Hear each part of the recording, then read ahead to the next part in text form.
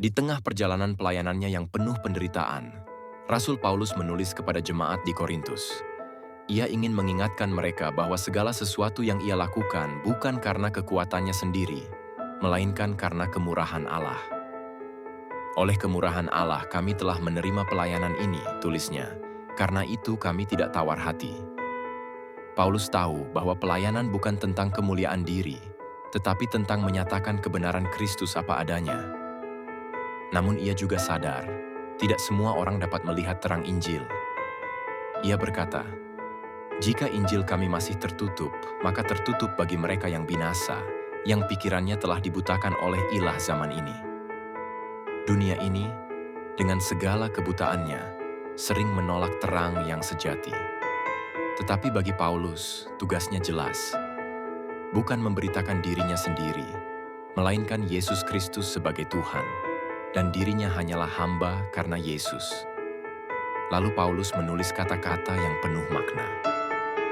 Tetapi harta ini kami punyai dalam bejana tanah liat, supaya nyata bahwa kekuatan yang melimpah-limpah itu berasal dari Allah, bukan dari diri kami.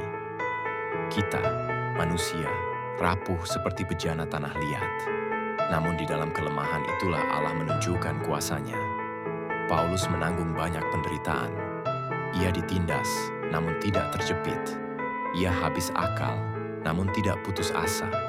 Ia dihempaskan, namun tidak binasa. Dalam setiap luka, ia melihat hidup Yesus dinyatakan dalam dirinya.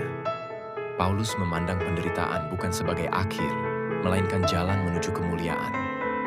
Ia menulis, "Sebab kami tahu, Ia yang telah membangkitkan Tuhan Yesus akan membangkitkan kami juga bersama Yesus."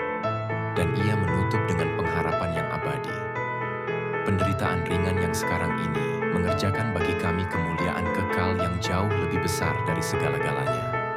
Sebab kami tidak memperhatikan yang kelihatan, melainkan yang tidak kelihatan.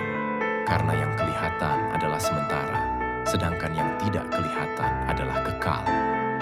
Dalam dunia yang sering melelahkan dan menekan, pesan Paulus tetap sama. Jangan menyerah. Walau tubuh ini rapuh dan sering retak, di dalamnya tersimpan terang yang tak pernah padam. Terang Kristus. Sebab ketika kita lemah, disitulah kuasa Allah menjadi sempurna. Dan ketika kita terus berjalan dalam iman, kita tahu bahwa penderitaan hari ini sedang mempersiapkan kemuliaan yang kekal bagi kita di hadapan Tuhan.